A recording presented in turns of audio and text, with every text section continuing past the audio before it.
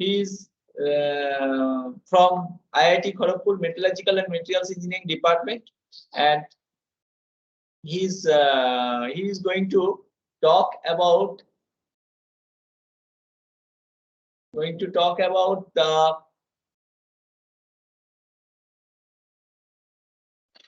digital stochasticity in scientific computing.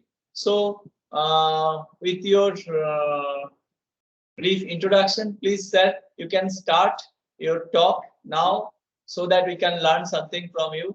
Okay, thank you, sir. Thank you, Professor Pal, for this very kind introduction. I am Dr. Amlan Datta from the Department of Metallurgical and Materials Engineering. So, as you can see that I am basically a materials scientist, but I have been told that in this particular workshop, there are audiences from all sorts of streams, and of course a large number of people from the computer science background are, I think, attending this one. So I have tried to make my lecture more or less generic so that it can have something for everyone. So I hope you will enjoy it. So I'm going to share my screen. I hope it will be visible to you.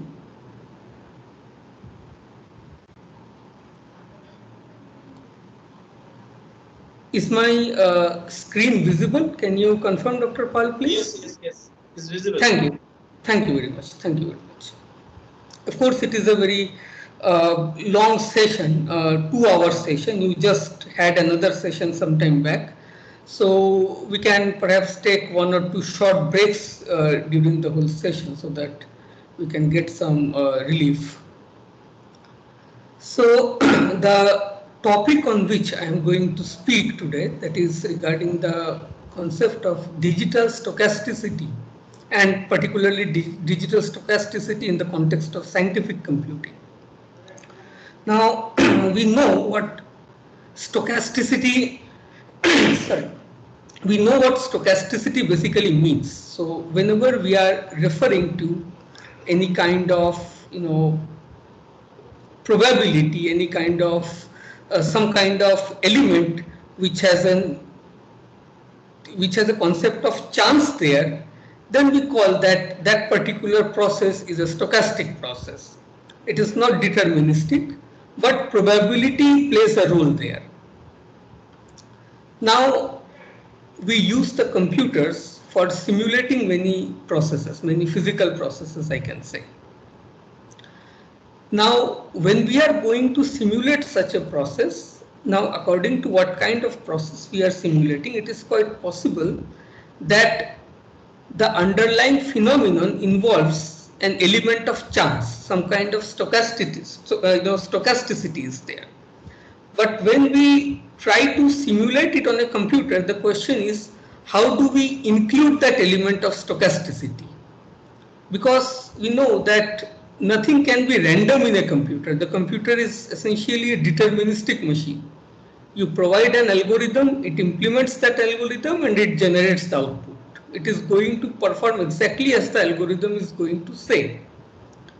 So that brings us to the question that how do we generate some kind of randomness in a digital system? Of course, the basis of all that lies in the generation of random numbers. We are all aware of the random numbers that we can get from a computer program.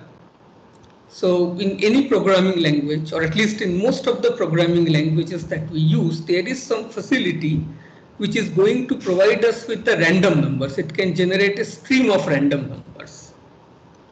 Now, that randomness is mimicking some kind of a, or we expect it to mimic some kind of a natural physical randomness. Just like we have when we, throw a dice or when we toss a coin. But when we toss a coin, that is an actual randomness. We actually have absolutely no idea how it is going to turn out. Whether you are going to get a head or whether you are going to get a tail or what. But the problem is, we should think how a computer actually does that. How can a computer generate random numbers or whether a computer can do anything which is random at all, isn't it? Because the computer works on the basis of an algorithm. And this randomness, or at least the quality of the random numbers that we are getting from a computer, so that is a very critical part of any or of many types of scientific computations, I should say. So let us see. So this is what we are going to discuss today in this particular session. So first of all, we have to see why are we even thinking about random numbers? Why do we need it in physical systems, in engineering science, in natural sciences? Now, of course, there are umpteen reasons to do that. For example, suppose an electronic system is being designed and simulated by an engineer, an electronics engineer. And we know that electronic systems, they have a lot of noise. So it is quite possible that we may have to include some electronic noise in our simulation. So we need random numbers for that, to generate electronic noise. I mean to simulate electronic noise. Similarly, you know about diffusion. Material scientists know about diffusions, chemical engineers deal with that, chemists deal with that. Of course, physicists also deal with that. Diffusion is important in various sorts of engineering domains. So the question is, how do we simulate diffusion? Now it turns out, as a matter of fact, if time permits, I will cover that portion at the end of this session maybe, that diffusion can be simulated in terms of random numbers, because diffusion, what we see as a bulk diffusion process, that is nothing but the outcome of what is known as a random walk. Anyone who is from the domain of, I think, chemical engineering or soft matter physics, or probably condensed matter or solid state physics or material science, they know about it. That any kind of a random walk can rise to a diffusion phenomenon. That we will see later. But suppose we have to simulate that process, then for simulating diffusion, random walk is required. I mean, these random numbers are required. Telecom engineers often work on simulating communication channels. We know there are different types of noises in a communication channel. So of course, again, the random numbers are required to generate those noisy channels or to simulate those noisy channels. Cryptography is another well-known example of random numbers. So computer scientists know that in cryptography, random numbers are a key part.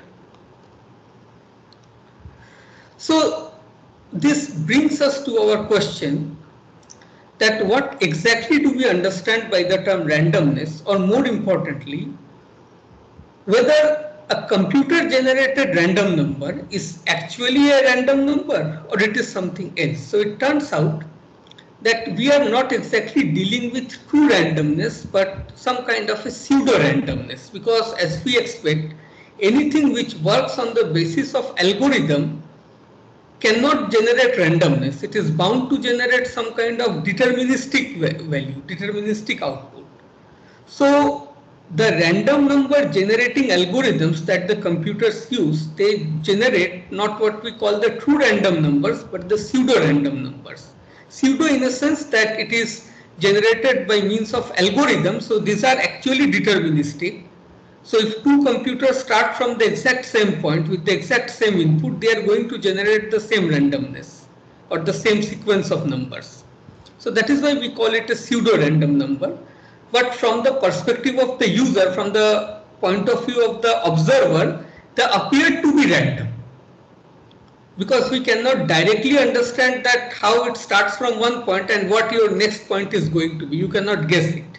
The computer can calculate, but from the perspective of the observer, you cannot guess it.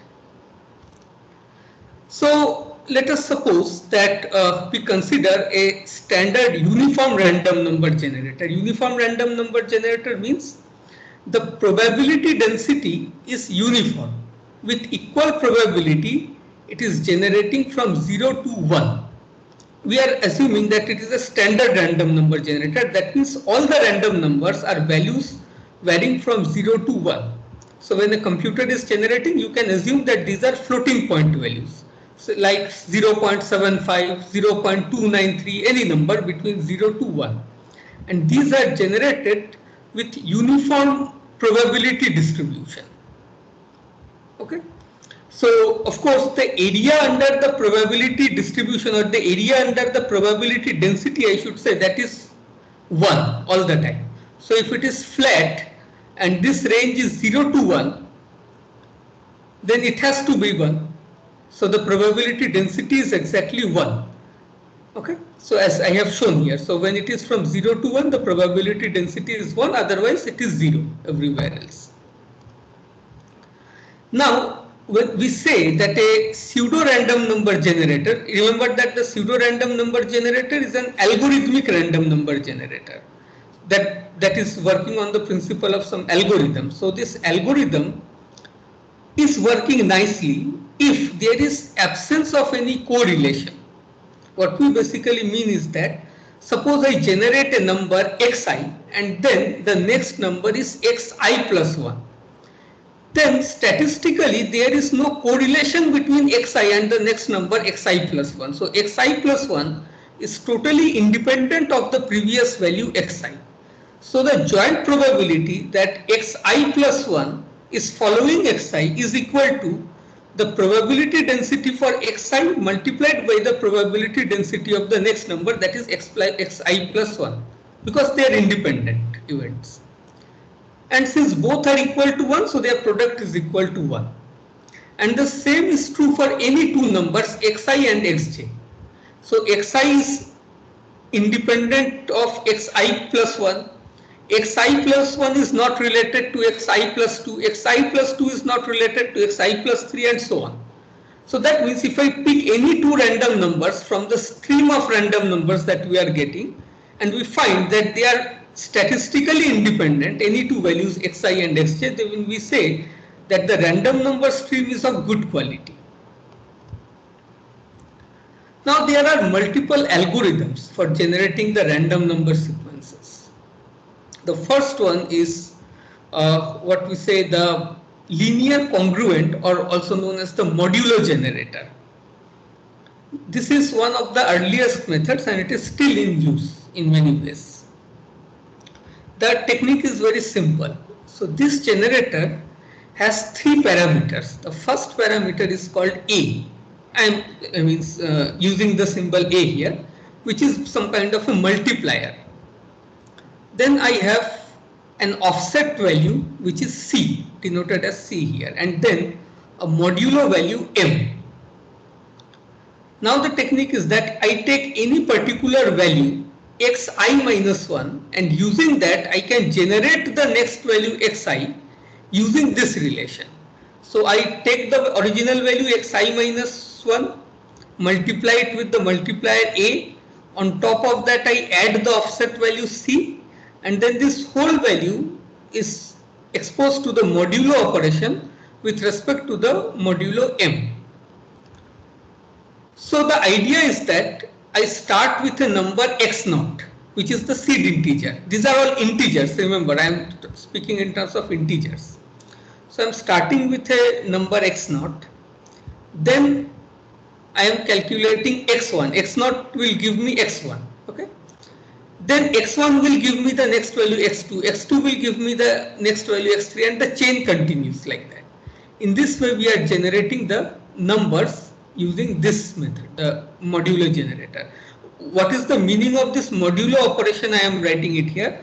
So x mod y, it essentially means when x is divided by y, when y divides x, then what is the remainder of that operation? So y is an integer, x is an integer. Okay, so that means 5 mod 2 is equal to 1, because 5 when divided by 2 gives the remainder as 1. So it is just the remainder operation. More formally, in a mathematical way, we can write it as x minus y times floor function of x by y. You know, the meaning of the floor function is basically you are rounding it down to the nearest integer, rounding it down.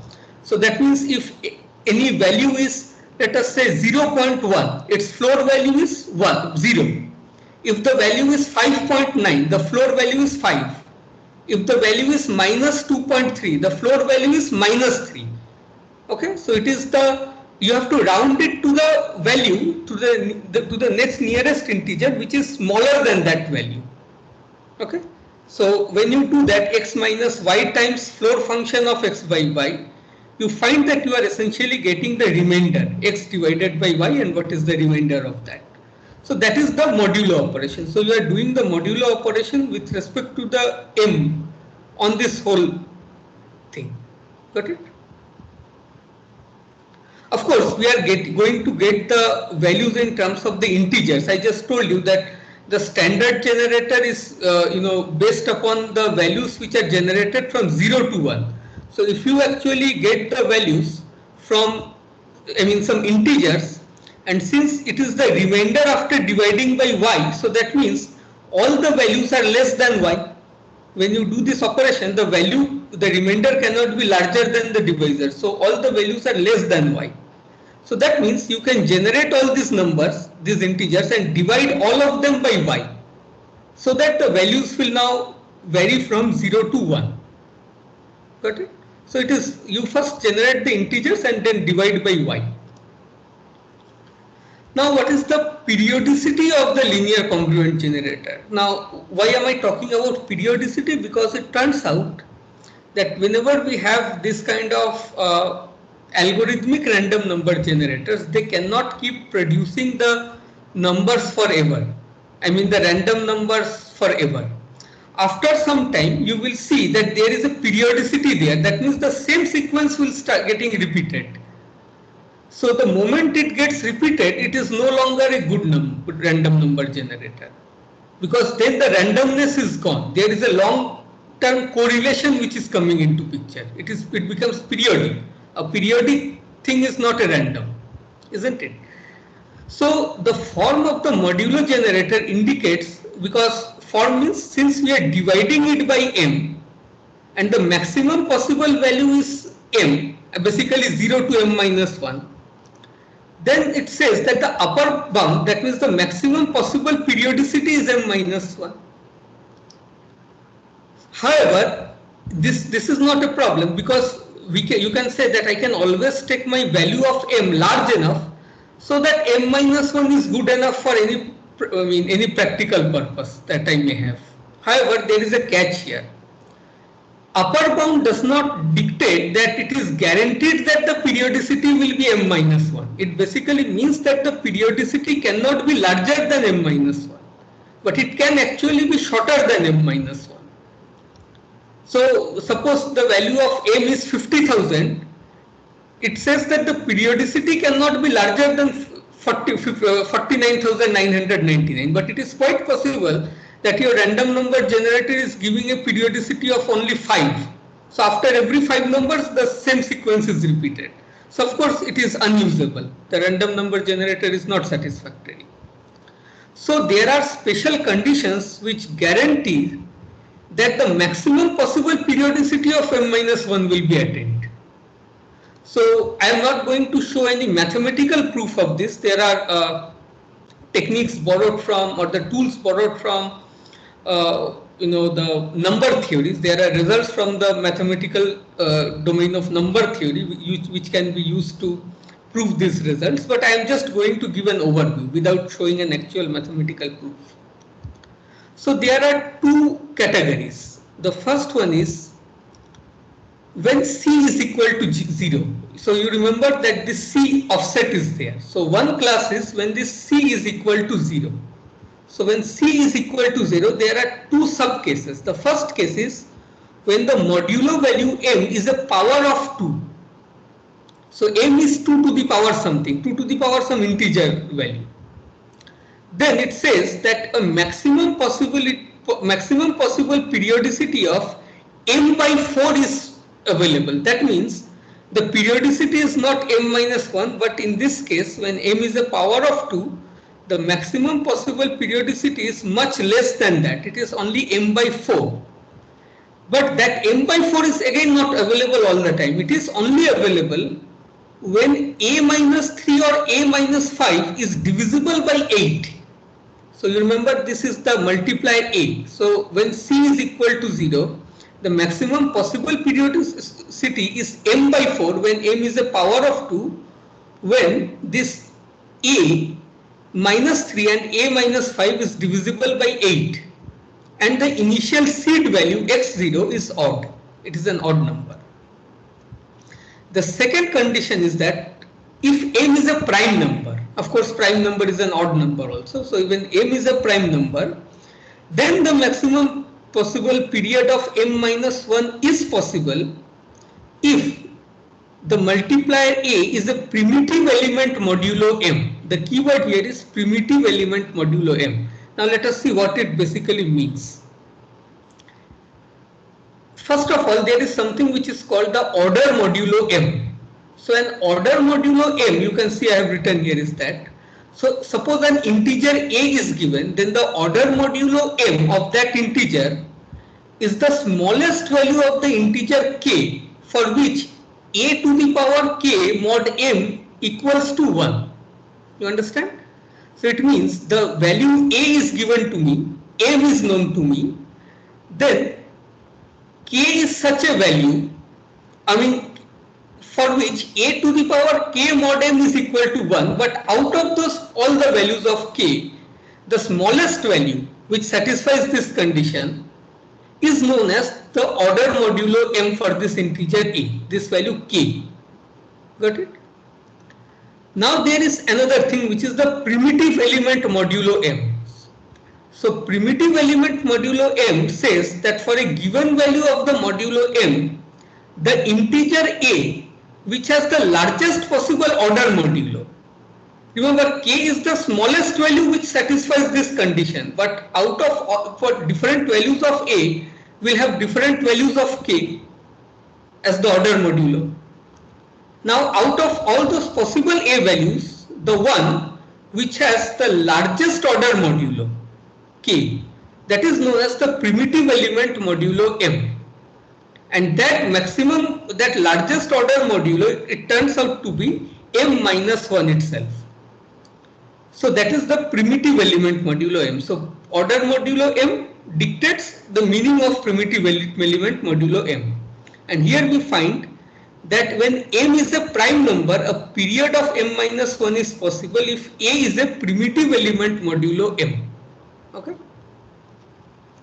An example is this in the standard random number generator library, which is available in the C++ language. This min std rand generator is there. This is a function under std. So it is used for generating random numbers. This particular random number generator uses the linear congruent generator, which I am showing here. And here these are the parameters. So C is equal to 0, M is equal to 2 to the power 31 minus 1, which is a prime number. So it is under case B. So C is equal to 0, M is a prime number, 2 to the power 31 minus 1. And the value of A is 48,271. It can be confirmed that it satisfies this particular condition, that this A is the primitive element modulo M, where M is this value. Okay. So you can see that how this concept is actually used in the C++ language. Another case is there when the offset is not equal to 0. Here I am using C equal to 0. Here I am showing when the offset is not equal to 0. Now here a maximum periodicity of m minus 1 is possible if the following conditions are satisfied. So here again the maximum periodicity is possible. Sorry, any problem there? Am I audible? Yes, sir. Audible, sir. Okay. Thanks.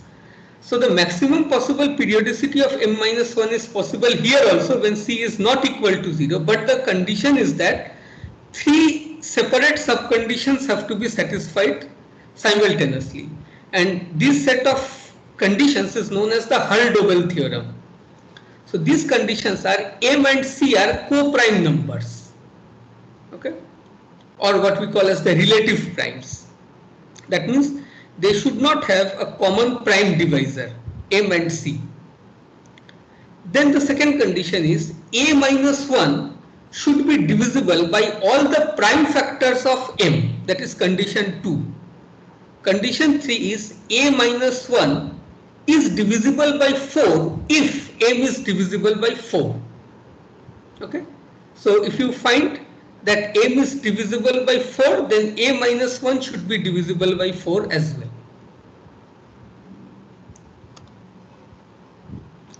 Now, this is an example which is the part of the random number generator available in standard library in the GCC, which is the C compiler, the GNU C compiler, you know. So these are the parameters which are used here. First of all, you can see that the value of C is 1, 2, 3, 4, 5. So C not equal to 0. So we are in case 2. Then m is equal to 2 to the power 31.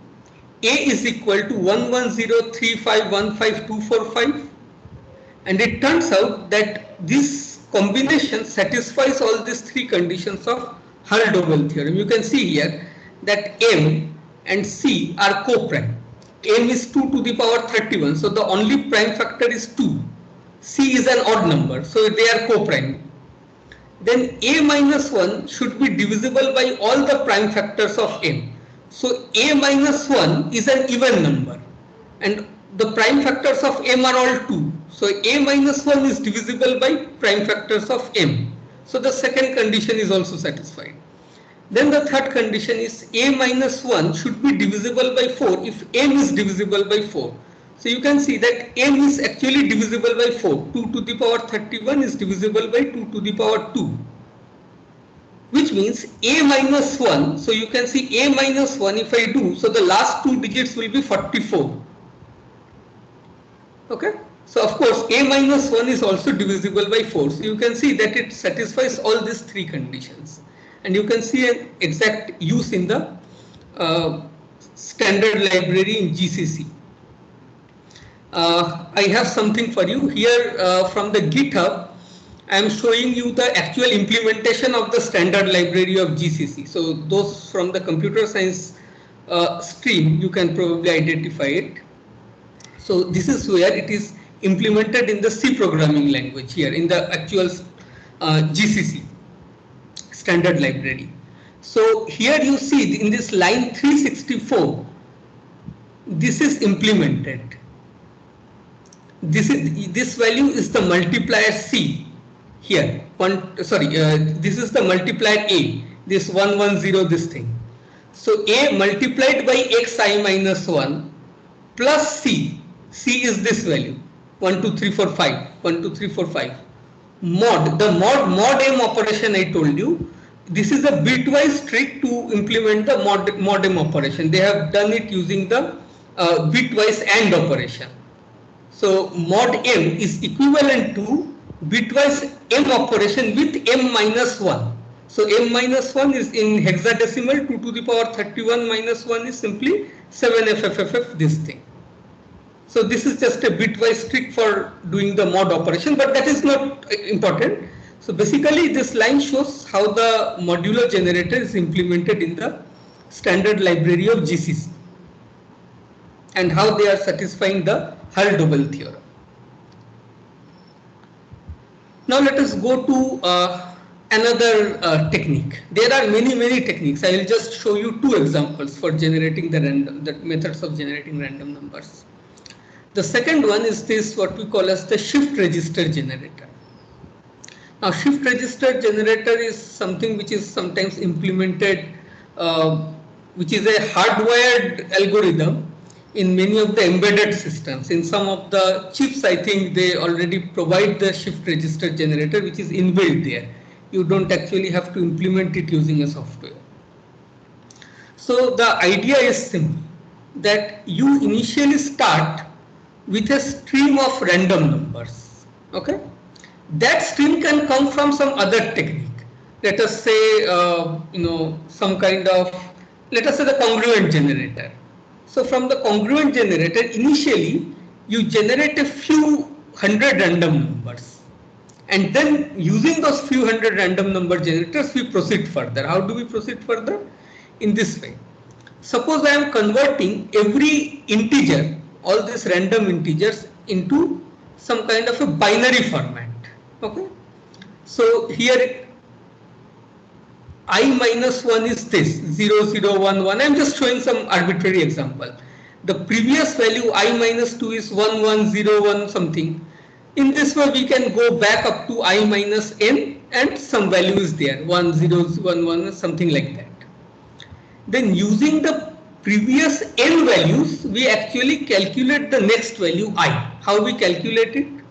So this is the method. Suppose I want to find this particular bit in number I. So how do we calculate this particular bit? We consider the same bit position in the previous n values. So it is 0, 1, whatever are the values. All these previous n values, this we consider. Then I call it bit number k. So in the number I, so in the ith random number, if I want to find the bit number k, then what I do? I take the previous value I minus 1 bit number, the same bit number k, but in the previous value I minus 1, and multiply it with a coefficient c1 plus, then again take the previous one I minus 2, multiply it with c2 and continue it up to I minus n. The last value is multiply it with cn, and all the ci values c1, c2, all these values are either 0 or 1. So basically we are considering it or we are ignoring it. When we consider it, the corresponding c value is 1, that means it is taken into the summation, and when the c value is 0, that means it is excluded from this summation. So we add them up in binary. I am talking in terms of binary, and then we divide the whole thing by 2 and take the remainder. So I do the mod 2. Got it? So of course when I take the mod 2, the output is either 0 or 1. So it is a valid bit, a binary digit. Now a special case is when only two CIs are non-zero. So only one is non-zero and the other is non-zero, all others are 0. So only two non-zero values are there, so that means only two of this will come into picture. So BIK can be written like this. So suppose bit number, random number P and number Q.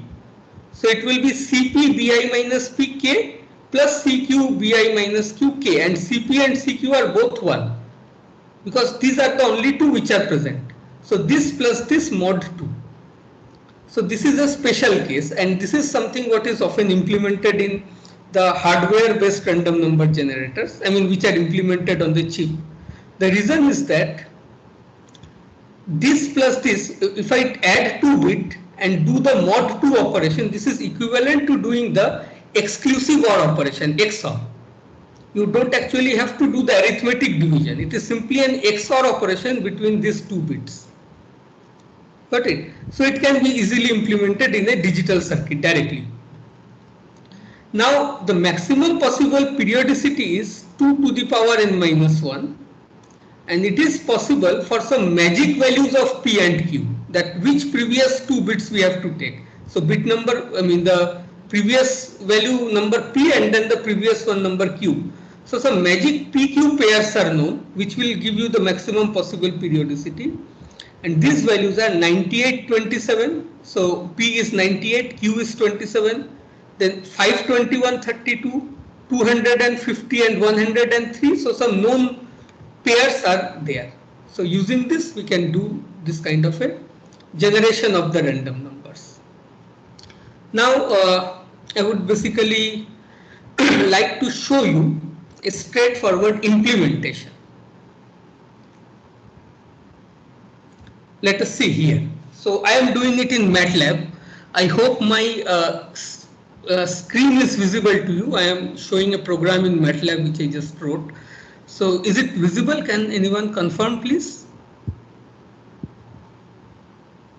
Yes, sir, it's visible, sir. Okay, thank you. Thank you very much.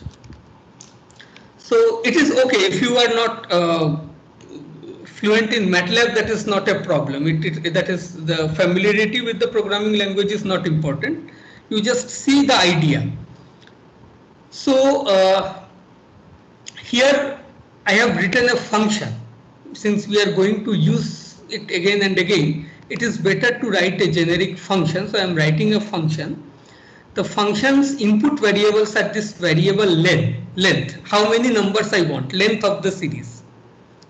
Then the seed, the x0 value with which we have to start. Then the parameters a, c and m, which is the parameter of the modulo pseudo-random number generator. These are the parameters.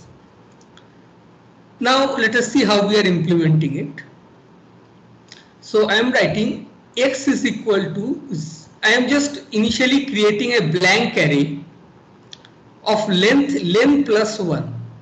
We actually need only len number of numbers, but I am taking one extra. Why one extra? Because the first value will be used for saving the seed. Now it is quite possible that the first value which is the seed, that is larger than the value of the m, of the modulo m. In which case, when after division by m, it will be larger than 1. So it is not acceptable. It is a user input value, the value of the seed. So the user probably doesn't know and he is giving an initial value which is larger than m. So we are actually going to discard that seed. Okay. Later on. Now for the remaining portion from index number 2 onwards up to the last value, here I am basically implementing the modulo generator. Okay. The previous value xj minus 1 multiplied by a plus the offset value c and mod m. This mod is an inbuilt function in MATLAB. Okay. The same modulo operation is available in all other programming languages as well. It is available in Python, it is available in C, C++ that you can easily implement. So this way, using the previous value j minus 1, I am actually calculating the next value. And when everything is done, then I am removing the first value, because I told you that if in case it is larger than the value of m, if the seed is larger than the value of m, then we should actually eliminate it. And then all the values are divided by m, so that the final values are varying from 0 to 1 only. Okay. So we are going to now see it, how we can implement it. So suppose here I am calling this particular function. The name is modulo PR engine. Now the first value is the value of length. So suppose I want 10,000 numbers. Got it? Then I have to provide seed. The seed can be any integer. I am just randomly typing something. Now the value of a, c and m. So let us choose some reasonable values which are satisfying the conditions for good periodicity. So let us consider the values of 1, 6, 6, 4, 5, 2, 5. Then C is 1, 0, 1, 3, 9, 0, 4, 2, 2, 3. And the value of the modulo m, I am taking it as 2 to the power 32. You can confirm that these values are actually satisfying the Hull-Dobel's theorem because c is not equal to 0. Then I am generating all these 10,000 values. Okay. Now I can show you the values simply, that it actually looks like a random noise. You can confirm it. So there it is. Here you can see that this is looking like a random noise, and you can see that the range is from 0 to 1. Okay. Now let us zoom in to see what exactly is happening here. Here. So these are randomly generated values. So this value, this value, this value, this value. So all these are randomly generated. Okay. We can check the histogram to see that it is indeed randomly distributed, more or less. So I can write it as histogram. So with 25 bins, we are just doing the bin, and you can see that it is more or less uniformly distributed. It is more or less flat. So this is the basic idea. Of course, it is quite possible that we may choose some wrong amount, some wrong set for A, C and M, in which case we will be in trouble. So as I said, that not every combination is a good combination. For example, suppose I write the same previous program, but this time I am changing the values. So suppose I take the value of A is equal to, let us say 143. Then let us say C is equal to 0 I am considering. No, sorry, the first value is just the seed. So let us make it arbitrary. Then the value of A is 143. Or let us consider something. Let us suppose I take the value as 12. Okay, A is equal to 12. Then the value of C I am making it as, let us say 0. Then I am taking a value of say 143. Now the value of M is 143. Okay, so this means this should be showing a periodicity of 142 basically. M minus 1 should be the periodicity, isn't it? So it is not very long, but still it should show a maximum periodicity of 143. But it is not going to, 142, but that is not going to be the case. Okay, that we can just confirm it here. So when I am now plotting these values, you can see that something is odd here. It does not look like a noise, random noise. So we can actually see what is happening here.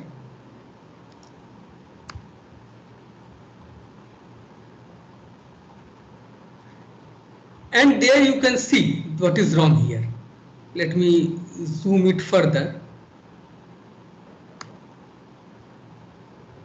Here, you can see only two values are present. This value, then this value, then the top value, then the bottom value. Only two values. It is oscillating between only two values. So it has a periodicity of only 2. Even though the value of C which I provided, it was, the value of M which I provided was 143. So it shows that M alone does not dictate what is going to be the periodicity. The quality depends upon the other parameters A and C also. Got it? So that is the basic idea. I think we can perhaps take a small break at this point. And after a short break of 5 minutes, we can return back to this one. So let us just take a short break. Thanks.